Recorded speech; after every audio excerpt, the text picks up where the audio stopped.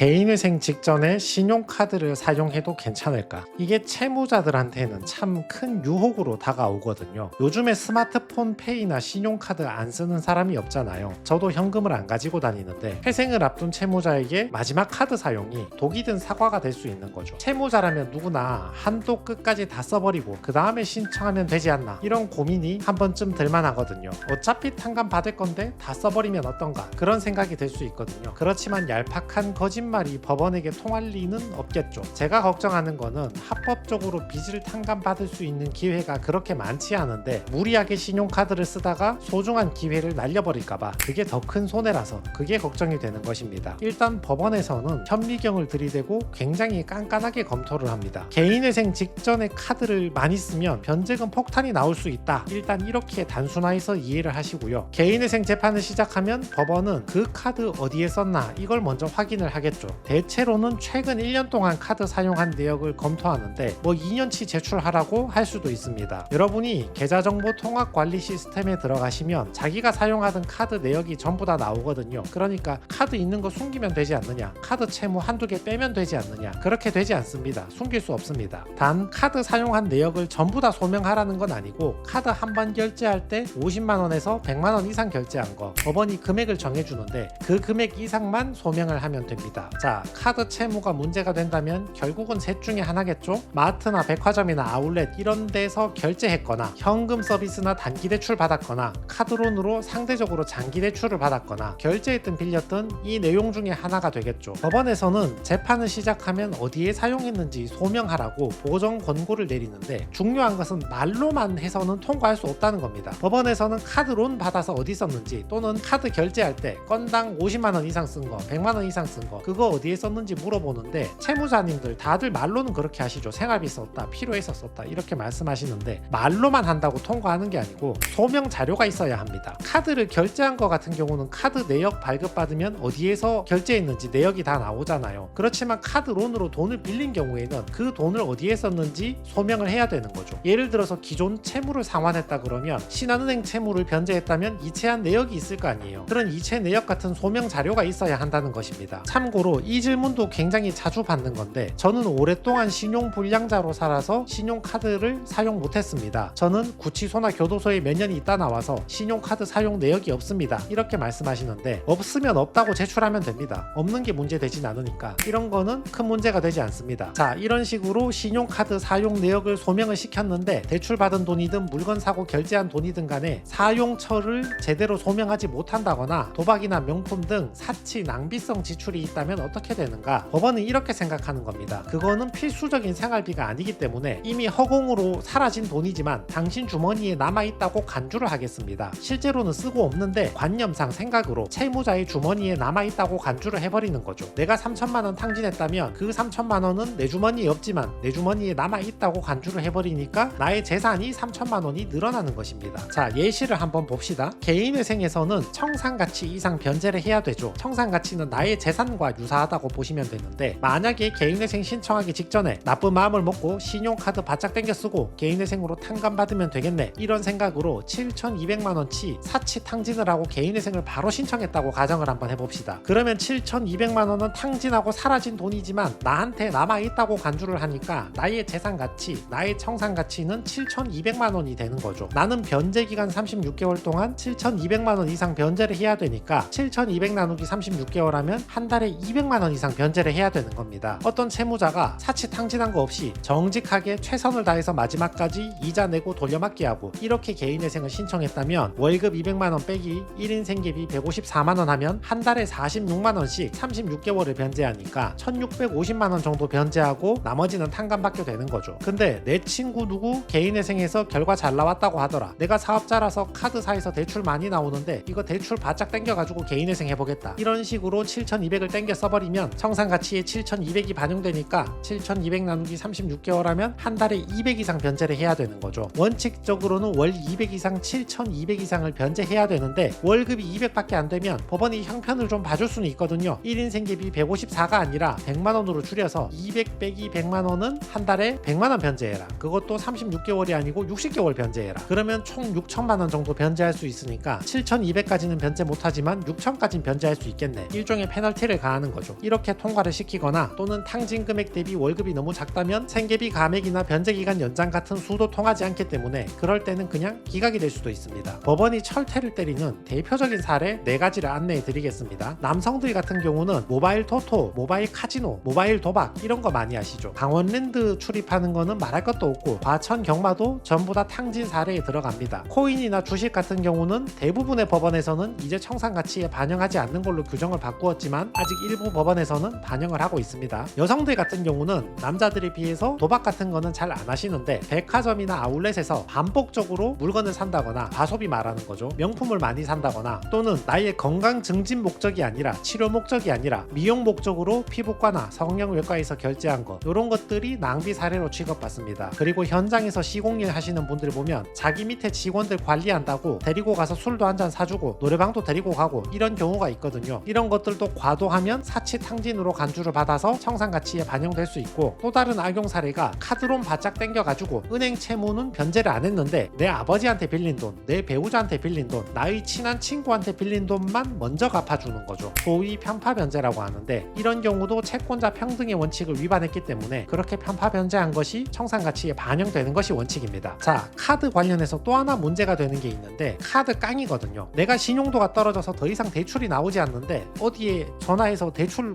문의해보니까 그냥 대출은 되지 않는데 카드 결제를 통한 방식으로 대출이 된다고 하는 거죠. 이런 게 카드 깡입니다. 저쪽 가맹점에 내 카드로 1000만원 결제하고 중개해준 업체에 수수료 100만원 떼주고 나는 900만원 돌려받는 거죠. 요게 무조건 기각이 되는가? 그렇진 않습니다. 물론 카드 깡 자체가 탈법 행위이긴 한데 지금 회생법원에서 카드 깡이라는 탈법 행위를 조사하려는 건 아니고 그렇게 카드 깡에서 수수료 떼주고 돌려받은 그 돈 있잖아요. 그 돈 어디에 썼는지를 확인하려는 것이거든요. 그렇게 돈을 돌려받아서 기존에 있는 은행이나 다른 카드값 변제하는 데 썼다. 기존 채무 상환하는 데 썼다. 또는 내가 개인 사업하니까 물건 사오는 데 썼다. 이런 식으로 이체 내역이 명백하게 소명이 되면 이런 것들은 개인회생을 통과할 수 있고 근데 돈을 돌려받았는데 그 돈을 어디에 썼는지 마땅한 소명 자료가 없다. 소명을 못한다. 또는 사치탕진 과소비에 썼다. 이런 경우에는 변제금이 상승되거나 월급이 너무 적은 경우에는 변제금 상승조차 어렵기 때문에 그런 경우에는 기각이 될 수도 있습니다. 자, 또 하나의 문제가 1년을 버티느냐 이 문제가 있는데 내가 카드론 땡겨서 사치탕진했다거나 뭔가 카드 대출, 카드 사용이 문제가 될 만한데 방금 전에 말씀드렸지만 최근 1년 정도를 법원이 검토한다고 했잖아요. 그러면 그 1년의 시간을 좀 지나버리면 1년 버티거나 6개월 버텨버리면 조금 더 편안하게 개인회생을 신청할 수 있겠죠. 전략적인 지연 연기 작전이 될 수 있는데 이런 것들도 도움이 될 수 있긴 합니다. 개인회생 신청하려는 가장 큰 이유가 일단 신청해서 금지명령 받아서 채권자로부터 보호를 받으려는 건데 금지명령 없이 1년을 버티려니까 죽을 맛이죠. 이자 돌려막기를 계속 해야 되니까 그거 낼 돈이 없다 이거죠. 그래서 이자를 변제 못 해버리면 빗발치는 전화 독촉이나 자택 방문 이런 추심이 들어오니까 이게 고통스러울 수 있고 나는 1년만 버티면 되겠지 하고 1년 버텼는데 법원에서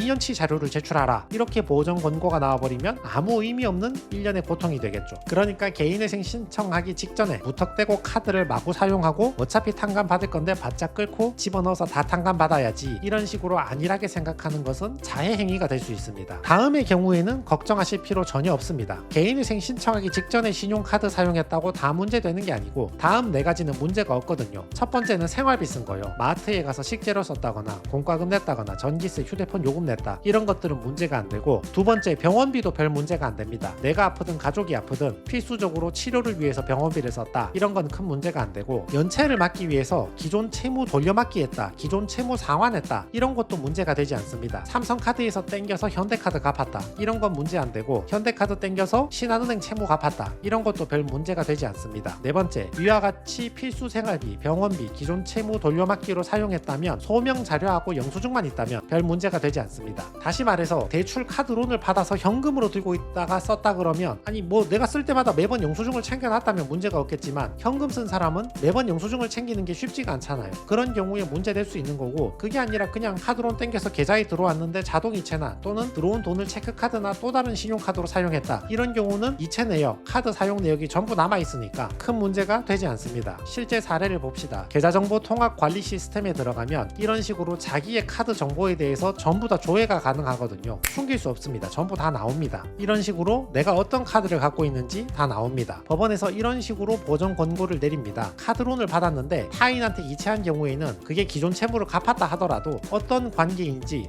얼마 빌리고 얼마 갚았는지 소명하시고 입증하지 못하는 금액은 재산 목록에 포함해라, 청산가치에 반영하라 이런 말이죠. 과도한 생활비나 친인처에게 돈을 줬다거나 도박, 유흥비 같은 경우는 당연히 청산가치에 반영해야 되고, 요거는 의정부 법원 보정 권고인데 가상화폐 탕진한 금액도 50%는 청산가치에 반영하라고 합니다. 과도한 카드 대금의 경우에는 어디에 사용했는지 사용처를 소명하시고, 지인에게 돈을 갚았다면 소명 자료부터 한번 제출해 보시라. 카드 대출을 받아서 사용을 했는데 사용처가 불분명하다, 즉 자기 말로는 생활비라고 주장하는데 마땅히 소명할 자료가 없다, 그런 경우에는 생활비라고 믿어주지 않는다, 청산가치에 반영하라. 카드를 이용해서 물건을 사거나 서비스를 받았다면 카드 결제할 때 한 번에 100만원 이상 사용한 거는 어디에 사용했는지 이런 도표로 사용 내역을 소명해보라. 카드의 경우에는 최근 1년간 거래 내역서를 제출하고, 카드 대출 받은 것과 카드 이용해서 건당 100만원 이상 결제한 금액은 이런 도표를 이용해서 어디에 사용했는지 설명하라. 계좌정보 통합 관리 서비스에서 카드 사별 카드 내역하고 상서 내역을 조회해서 제출하라. 지난 1년 동안 내역을 제출하라. 카드 이용 금액이 건당 50만원 이상이라면 사용처 소명하라. 도박으로 썼거나 사행성 행위, 유흥비, 개인한테 변제한 거, 생활비인데 과도한 거, 생활비라고 주장하지만 사용처를 소명하지 못하는 거, 이런 거는 청산가치에 반영하시기 바랍니다. 개인회생은 여러분들이 과도한 채무로 견디기 힘들 때 채무를 탕감해주고 여러분을 살려주는 구명조끼라고 볼 수 있는 거지, 이거 카드 마음대로 막 쓰고 다 탕감해주겠네, 이런 식의 요술방망이가 아닙니다. 이미 사치 탕진을 했다면 어쩔 수 없지만 내가 청산가치에 전부 또는 일부 반영하고 최대한 성실하게 변제하겠다, 이런 태도로 개시결정을 받을 생각을 해야지, 어차피 개인회생 할 거 남아있는 카드론 바짝 땡겨가지고 마음대로 사치 탕진하고 토토해가지고 그 다음에 신청해보겠다, 이렇게 신청했다가는 변제금 폭탄을 받거나 괘씸죄로 굉장히 안 좋은 인상을 줄 수 있다, 주의를 해봅시다.